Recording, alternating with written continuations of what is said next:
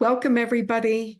This is Melody LeBaron here with another Agents of Transformation interview, this time with body worker Brian Loftin. And I wish I could wave a magic wand over everyone in my online community and give you the experience I've had many times of being in Brian's presence, whether we are having conversations or I'm on his table receiving craniosacral work. I always leave feeling more resourced and resilient. So Brian is in the top 5 most sensitive men I've ever encountered. He started his career as playing piano and moved into body work. And for the last 20 years, he has been doing body work, massage and craniosacral, and there's other modalities in there, I'm sure. He's also a clinical herbalist. And so many times I've had him make me a tincture unique for what I'm going through. So, Brian, I want us to just start with what set you on the healing path. So you shifted out of piano and into this healing journey, and let's start there. Well, first of all, thank you for having me on your podcast. It's an honor to anybody who's watching this. And to answer your question about what got me on this path, it was a very different time in my life. And it's interesting that we're talking about transformation because I got into body work at a very sort of a pre-transformative time. And as you mentioned, I had been a piano player. I was Georgia State University piano performance. I studied in Europe a little bit. And I really loved, especially as an introvert and as someone who kind of considers himself an artist, just working with my hands and watching, listening to the things that could happen, just coming through the self out into the world. And, I, like all of us, I had a couple of detours that were not obviously they were not at the time going to be obviously beneficial down the road. So I made a career switch, saved up some money, went to massage school, and just loved it. Loved that I could be working one-on-one, because I think for a musician, oftentimes, speaking for myself at least, being in a concert hall, the audience is sort of a body. It's not 1,000 people or 10,000 people or 20,000 people. It's us and them, and it's just one that we make together. The same thing happens in the bodywork treatment room, and just that magic, the wonderful things that can come from working with the hands is just as profound to me here as it was back then. Wow, that's beautiful. So when you started, did you have a vision 20 years ago when you started on the journey of becoming someone who worked with people's physical wellness? Did you have the vision that you would have different modalities, the herbalism, the craniosacral in addition to the massage, or did you just take the roads that were in front of you? I think more it was just taking the roads that were in front of me, allowing influences to impact me. Um, at first I thought I was just going to be a massage therapist and be done with it and do the best I could with it. But as with a lot of things, opportunities present themselves, and some of my teachers were, I thought, quite mystical and magical, and doing things I thought were Jedi-like with their craniosacral training and teaching, and I wanted to be like them. So, I would get sessions with them and study with them and pick their brains and try to figure out what made them tick, because I thought it was cool.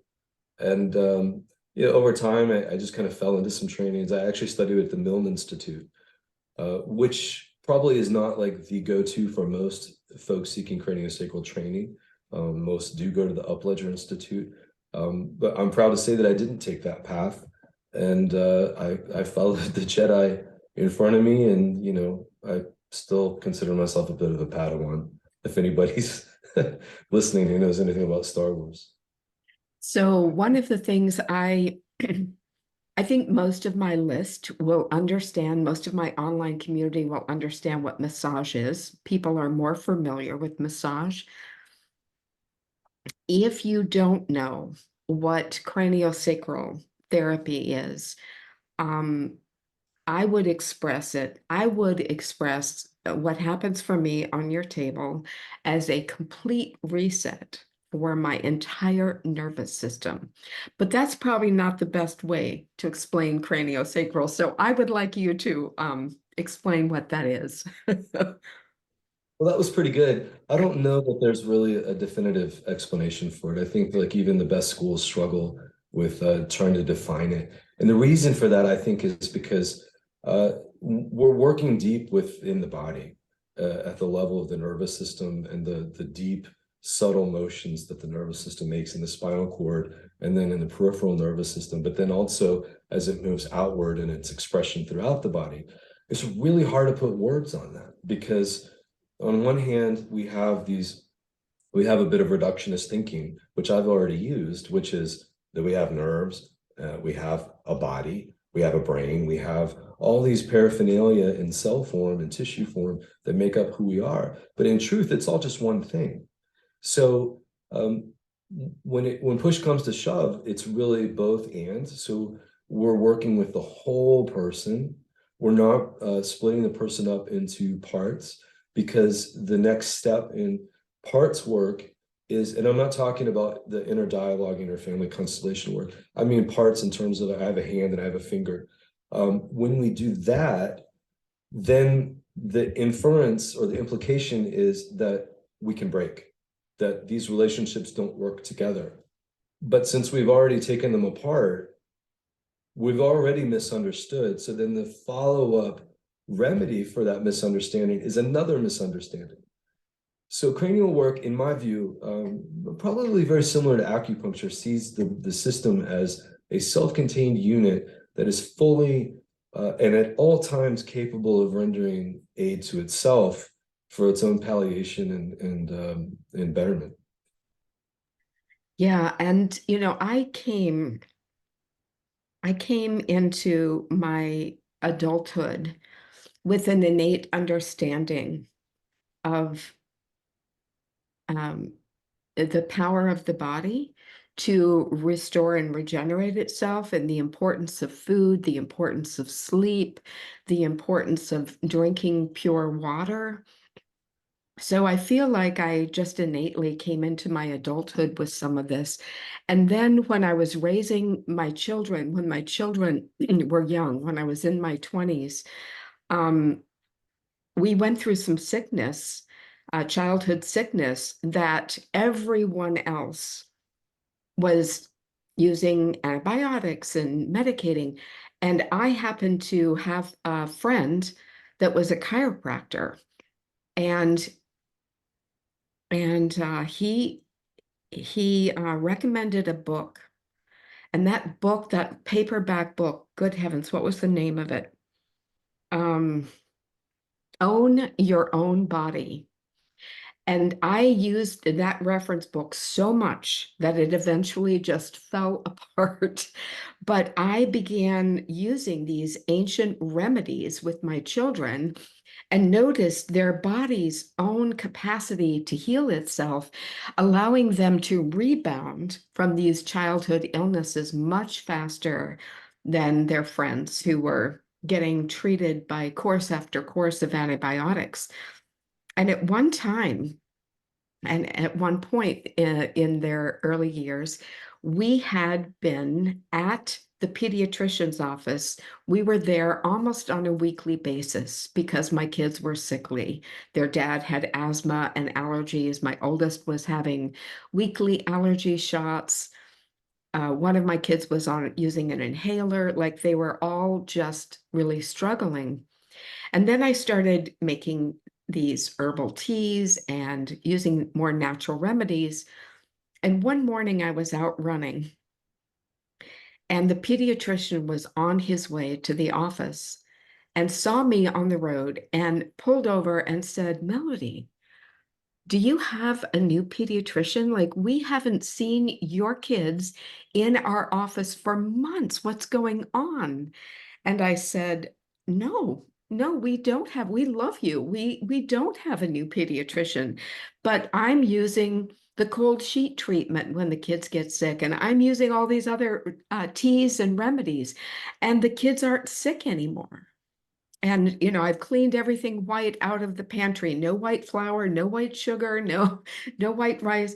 And he was like, he could barely comprehend what I was saying.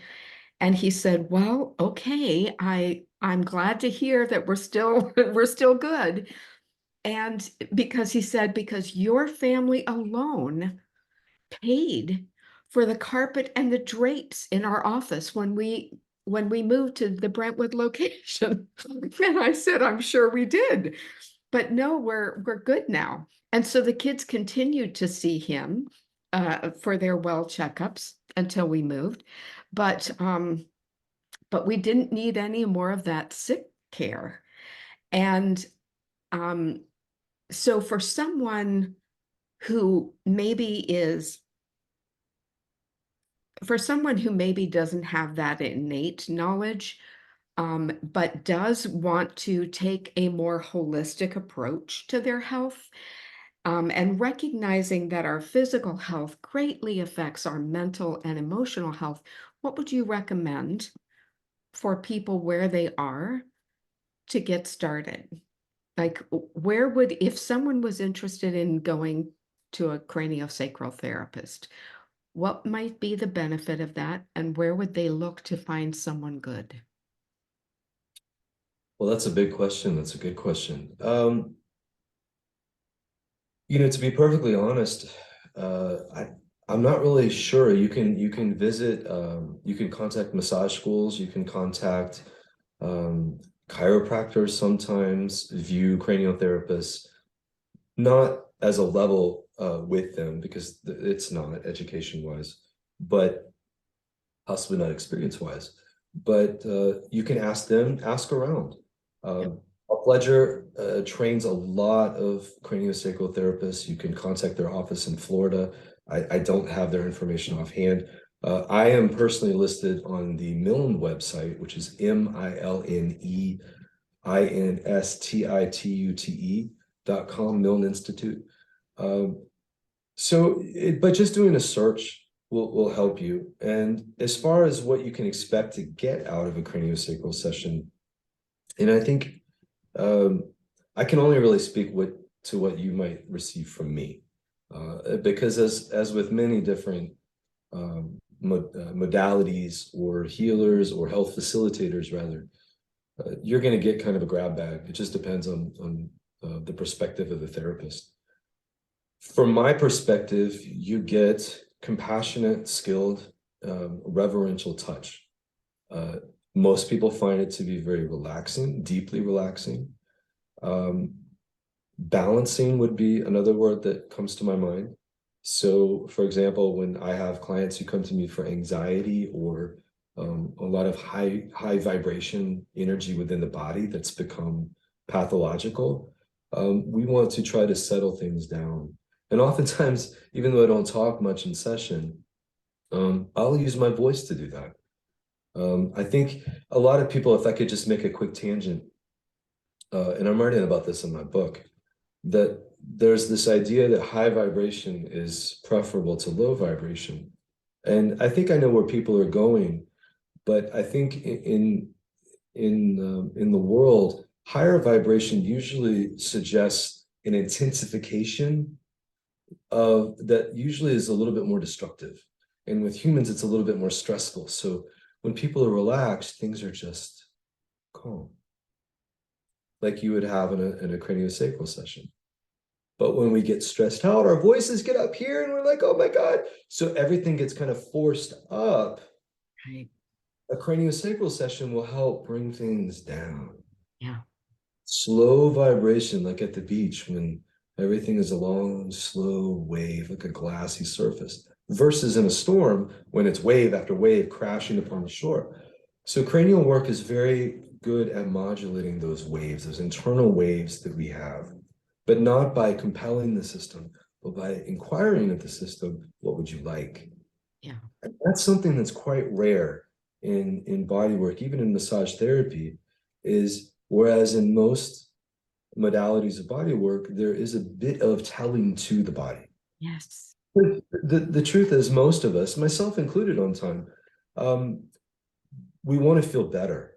And we don't always have the time or the resources to explore the depths of ourselves with patience and understanding. We just want to feel better. Right. So, with cranial work, it's very suitable for people who want to go very deep, who are patient, which isn't to say that results don't happen immediately. And if I may, Melody, I think you can attest to change happening quite rapidly on occasion. But uh, cranial work is a very good full system actualization and empowerment. Right. And the way that I do it is all about you. It's not about me. It's not giving energy. It's not what some of my students come to me and they think it's some sort of hands-on Reiki. It is not. It is more come out. Fill your system with your own love, your own self, your own blood, your own spinal fluid. Be within your system. And in that love and empowerment, it's very difficult for pathology to exist. Yeah. What I have noticed is that, so, and I'm just going to mention, most everyone in my online community knows that I, about 3.5 years ago, suffered with some hip pain. And later, 6 months down the road to that healing, um, a physical therapist would say, you moved out of a house with 2 sets of stairs. And then 4 years later, you had this hip issue. This is because you're not strong enough. And, but the original prescription from an orthopedic surgeon was, oh, wonderful. You are now on my escalator from drugs to shots to surgery. And I was just like, no, I'm not. I do not think that is going to be my first option. And that's when I found you. But I didn't, so what I was doing at that time was I was getting some regular good massage, regular good chiropractic work, some very intense physical therapy that you had recommended, as well as craniosacral. And the one experience, you used the word listening earlier, and then you used the word reverential. And I would say craniosacral allows the body to feel reverentially listened to in a very deep and profound way. I believe that our symptoms, that our dis-ease, whether it's physical, mental, emotional, it very often uh, manifests in a physical way, whatever those symptoms of dis-ease are. And in craniosacral, my body got to express itself. And sometimes uh, that was without any words at all.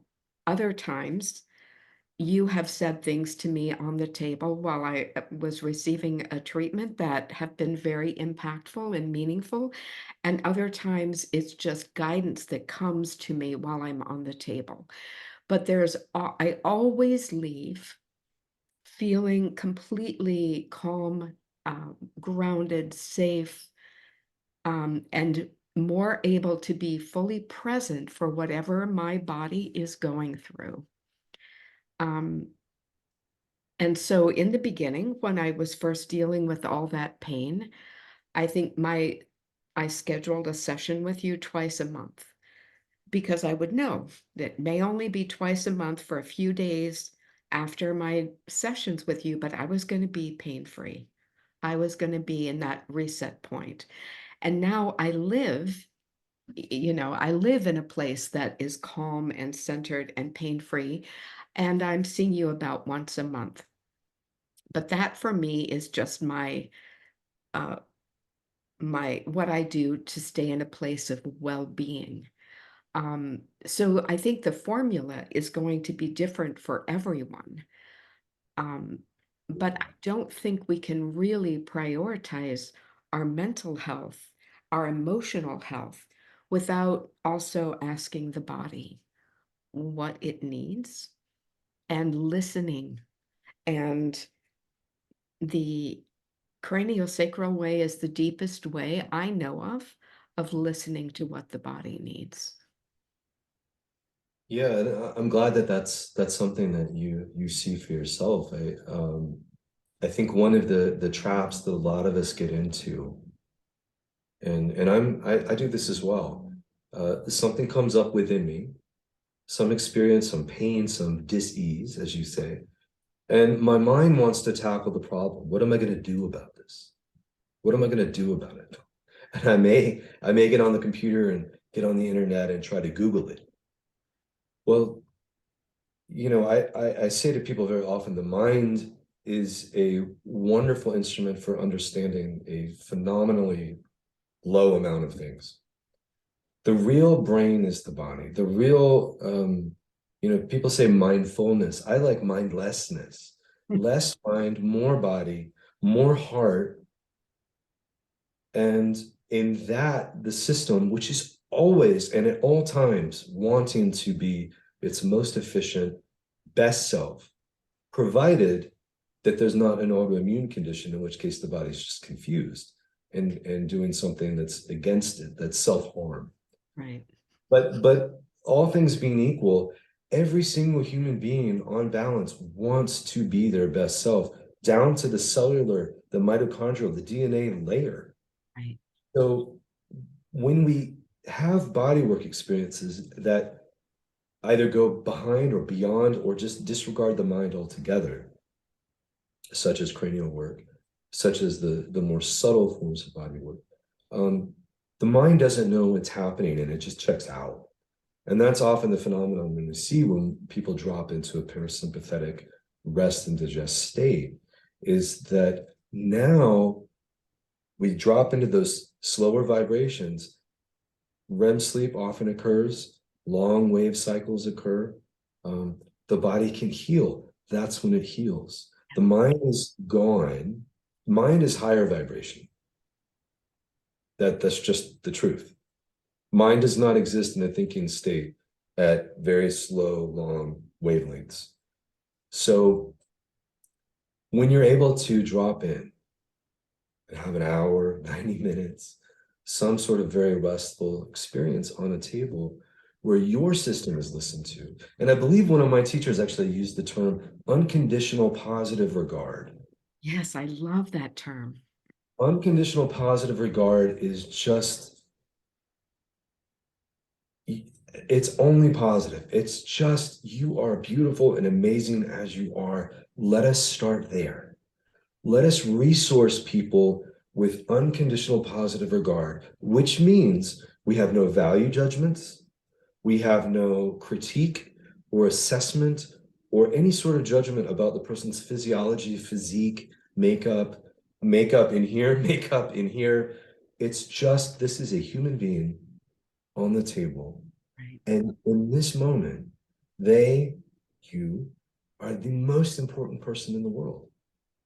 Yeah. That's unconditional positive regard. And I would argue that most people want to feel that at least once in their life. Right. And they may not get it from their partner because, if we're with our partners long enough, then, well, your belt size went up, or are you going to wear that out? Or, the things that we humans do. Right. Here,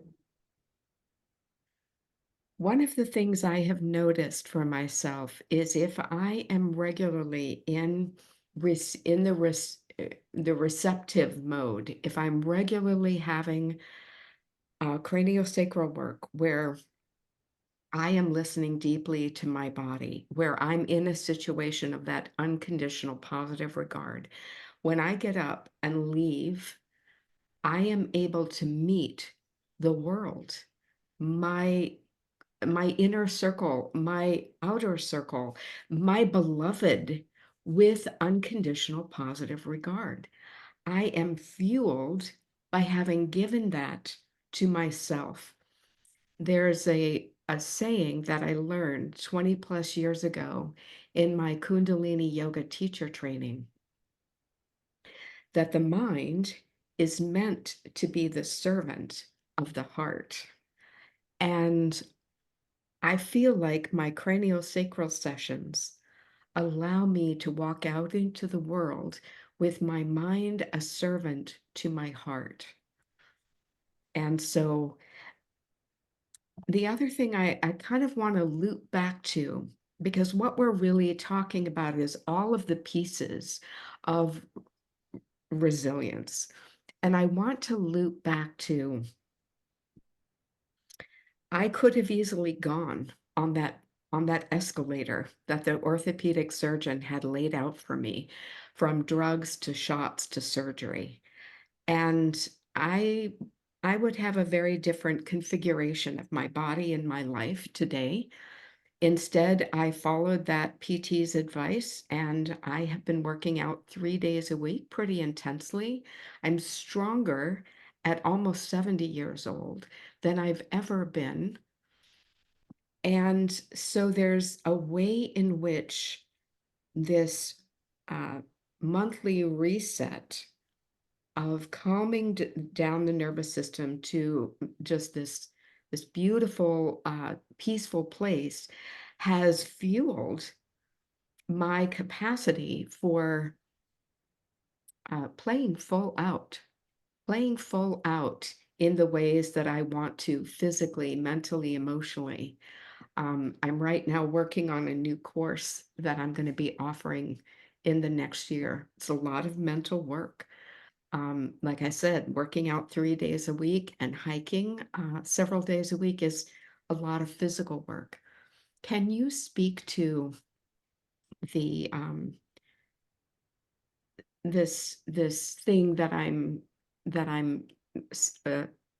talking about with fueling our own uh, body's instinctual ability to rest, to go into this deep, deep place of calm, and then fuel our full out to resource, like our moving out into the world with our gifts. Sure, I have a number of ideas. I think the first thing that we can do is to be honest with our feelings. If the world requires a lot of us, and if you have people depending on you for care, if you feel stretched thin, or if you're happy as a clam and everyone's leaving you alone and you're able to do exactly what you want, in all cases, being honest with your feelings is really paramount. And by extension, not judging your feelings. Can you abide with your feelings with that unconditional positive regard? Whether it's anger, if it's rage, if it's there's a lot of horrible things going on in the world, as always. So how do we hold ourselves in the light of these events? Do we judge ourselves for doing enough, not doing enough? Or can we just accept ourselves for where we are? Because I think in that place, we can proceed correctly. When we're in our center, we're not easily pulled off course. So I think being honest with your emotions, being honest with yourself, your process, giving space for your process. If you need time to grieve, grieve. If you need time to laugh, laugh. If you need to dance, dance. And I do meet a lot of people who say, well, I can't do that because of this, and I can't do that. Um, that's understandable. I mean, I have two teenagers, and it's very difficult sometimes for me to meet my own needs. But I think it's important that we model to people, the people that we care for, even if they're not able to perceive what, why, and how we're doing what we're doing, to model for them that we're putting on our own oxygen mask, so to speak. because that creates safety and value for them. I think finding ways to have balance in your life. If life is hectic, how do you find calm? If life is too calm and you feel depressed, how can you find something that has more vif, some more energy to it? So, and that's the same thing I do in here, is how do we find balance so a person's not weighted too far to one end of the spectrum, that they have access to both places. Another one is to, when you feel stressed, try dropping your voice. Find ways to slow things down. Slow your walk. If your pitch is up here and you have to go to work and I've got to stop for gas. I've got to go to work. I have to stop for gas. Slow, slow. Even in the midst of the rush, we can still find slow. Breath, slow breath. Slow your breath down. I don't like to coach people through breath because I'm not a breath expert, but I say breathe in whatever way is easy for you, whether that's belly breathing or pelvic breathing, chest breathing, nasal breathing, mouth breathing. Do you. That's always the most important, is find what your system wants. Just a few other things.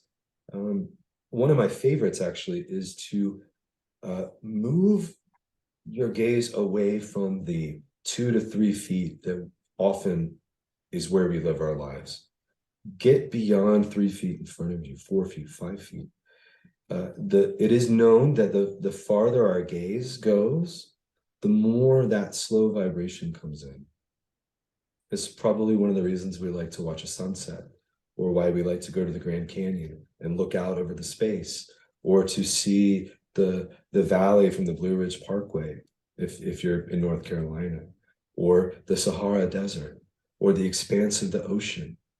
These things draw us out into the world and away from ourselves. It's like Mark Twain said, draw yourself away from your problems at any cost. And you can do that with your vision. So when our tablets are here and our phones are here, put them down. Look out the window.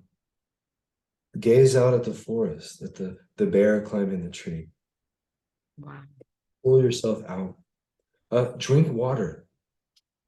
You're made of water. Drink it. Enjoy it. Get body work. Watch your mental chatter. Again, the mind is always trying to figure things out, and it's very quick to draw conclusions. So notice the conclusions. This is kind of a slippery slope to talk about mental chatter. You can talk to Eckhart Tolle, read his books. You can do Buddhist meditation. This is not really my Provence, but do watch what you say to yourself. It may be helpful to have a journal. Write down what you say. Write down the thoughts you had about not getting dinner ready in time and you just ended up going to Taco Bell instead. What do you say to yourself about that? Partake in wondrous things that bring you awe, that bring you joy, things maybe even from your childhood, something that causes you to wonder, to give that brain an opportunity to just have a what moment at least 5, 6, 7 times a day. Yeah. So there's no explanation that can come in. And I think the last thing I would say is that your depth is your salvation. And the more attuned to your midline, the more attuned to the depth of who you are, the more you'll be able to manage what's out in the world and what's being asked of you. And sometimes what's being told to you, and certainly what's expected of you. Because we all know the world will pull us in so many different directions. So I think we have to know who we are. Who we are before the world got a hold of us. And never let that go. Yeah. Yeah. And what's interesting, and it kind of brings us full circle, is when we are in a state of anxiety, when we are in a state of stress or burnout, It's very hard to touch this, and it's very hard to find it all by ourselves. But if we can go to someone who can hold the space and that, as you said, that reverential listening touch for the physical body, we can find that place again. Yeah.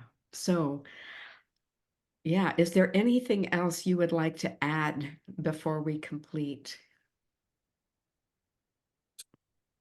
I've done a lot of talking, more than I certainly do in a session. I think the only thing that I would say, and this is my particular voice in the world, is um, I'm not a fan of dogma. I'm very much a fan of free thinkers.